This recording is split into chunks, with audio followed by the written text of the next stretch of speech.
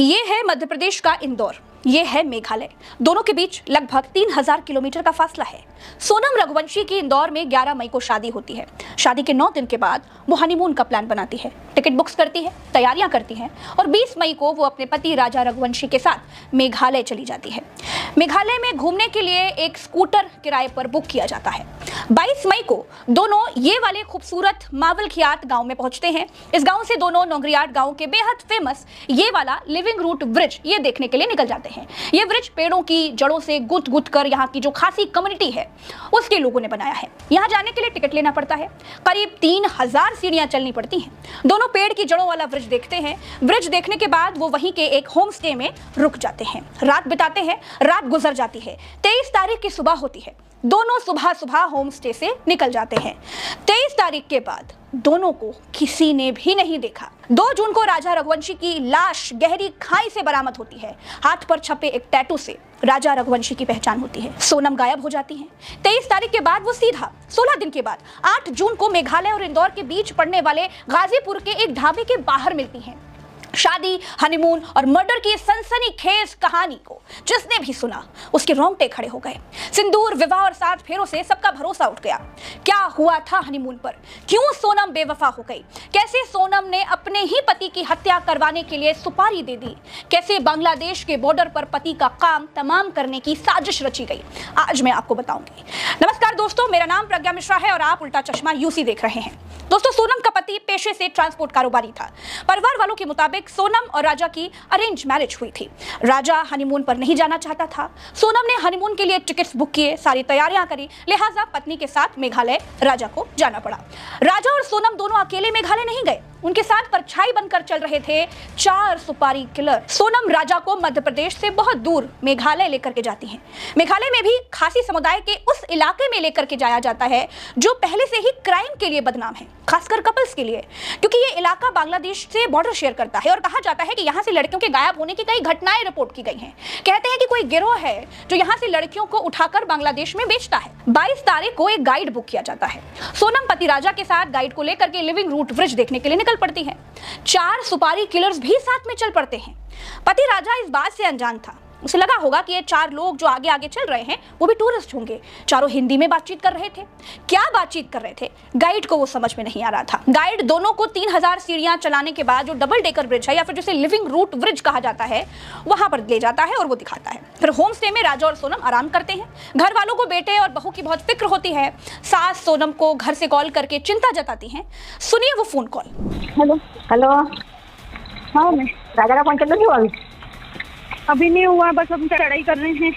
हम ऊपर चढ़ गए फिर फोन लगाते हैं। और आज तो उपास होगा फिर? मेरा तो उपास है ना, मेरे को 2-3 बार बोल दिया। मैंने मैं घूमने के चक्कर में अपनी 11 थोड़ी तोड़ूंगी। वही तो तेरी, मैं अभी खरियार बना रही तो मेरे को एकदम से याद आ गई कि आज तो मेरे बहू का उपास बापे। हाँ, खिचड़ी बना रही हूँ। फोन आ गया था कि उपास है तो मैंने हाँ, तो कहीं दूध लस्सी जो भी मिल रहा हो उपास का सामान वो खा लो। अब पहले ऊपर तो चढ़े, जंगल में है, यहाँ से कुछ मिलेगा। बाप रे, मैंने कही थी कुछ ड्राई फ्रूट रख के ले जाओ तो बोले हाँ क्या करेंगे हम दो ये जंगल है, पता, घोर जंगल है, एकदम खड़ी चढ़ाई है। चढ़ना मतलब उतरना भी खड़ा ही है और चढ़ना भी खड़ा ही है। तो वहाँ ऊपर देखने के लिए क्या गए? वो अंदर है, वो पहाड़ के अंदर। मना करके मैंने तो सुनते नहीं। हाँ, वही तो कह रही, वहाँ क्या देखने पहुँच गए तुम? नीचे से देख लेते, झरना देखने गए थे बड़ा वाला। हाँ, नीचे से देख ले तो हालत खराब हो गई। तो कुछ नहीं हुआ। वही तो कह रही अब मैं तो खाना भी ढंग का नहीं है। कॉफी बुलवाई तो आधा मग्गा दूध होगा और उसमें है ना 2 गिलास पानी में तो कॉफी डाल के दे दी। मैंने बोला घर से रख के ले जाओ, रास्ता में ना कुछ अपनी जरूरत पड़ेगी, नहीं ले गए दोनों के लिए। ठीक है। ऐसा लगा कि पता नहीं क्या पी रहे, तो मैंने तो फेंक दी उसको तुरंत। वहाँ तो ऐसे खाने के नाम पे कुछ भी नहीं है वहाँ पे। हाँ, नहीं मिल रही है ना, सांस फूल रही। हाँ, फूल रही तो लगाती हूँ ऊपर पहुँच के। हाँ, कोई दिक्कत नहीं, लग गया ना पहुँच बस।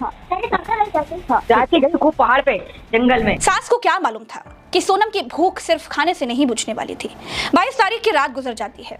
आती है 23 तारीख, वो तारीख जिस तारीख को पति राजा गायब हो जाता है। 23 मई के बाद 2 जून को राजा की लाश एक गहरी खाई में मिलती है।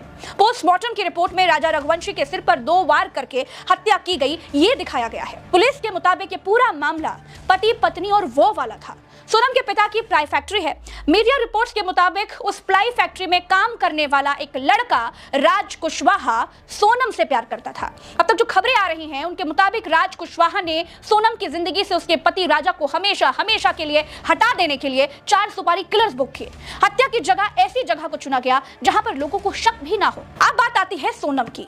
सोनम का कहना है कि जब मेघालय से मैं सीढ़ियों से उतर रही थी तो बदमाश लूटपाट करने लगे। मेरे पति उनसे लड़ने लग गए, मुझे अगवा कर लिया गया, मुझे कई दिनों तक बंधक बनाकर रखा गया, उसके बाद मुझे गाजीपुर छोड़ दिया गया। सोनम के बयानों में कई सारे लूप होल्स हैं दोस्तों। सोचिए, जो बदमाश पति को मार सकते हैं, उसकी हत्या कर सकते हैं, वो सोनम को गाजीपुर क्यों छोड़ने आएंगे? दूसरी तरफ उत्तर प्रदेश पुलिस का कहना है कि जब राज कुशवाहा को गिरफ्तार किया गया तो 16 दिन के बाद 16 दिन तक गायब रही सोनम घबरा कर सामने आ गई। मेघालय पुलिस ने सोनम को ही मास्टरमाइंड करार दिया है, जिसने बॉयफ्रेंड के साथ मिलकर के अपने पति की हत्या को अंजाम दिया। मेघालय जाने का पूरा प्लान सोनम ने ही बनाया था। सोनम का जो प्रेमी बताया जा रहा है वो राज कुशवाहा गिरफ्तार किया जा चुका है। सबसे खास बात यह है दोस्तों कि किसी भी सुपारी किलर को मेघालय से नहीं पकड़ा गया, सब मध्य प्रदेश और उत्तर प्रदेश से पकड़े गए।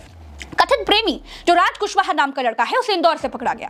कथित सुपारी किलर विशाल चौहान इंदौर से पकड़ा गया। एक और तीसरा आरोपी आकाश राजपूत इंदौर के पास से पकड़ा गया और चौथा आरोपी आनंद बिना के बसहारी गांव से पकड़ा गया और जो 5वां आरोपी है आकाश लोधी वो ललितपुर के दिगवार गांव से पकड़ा गया।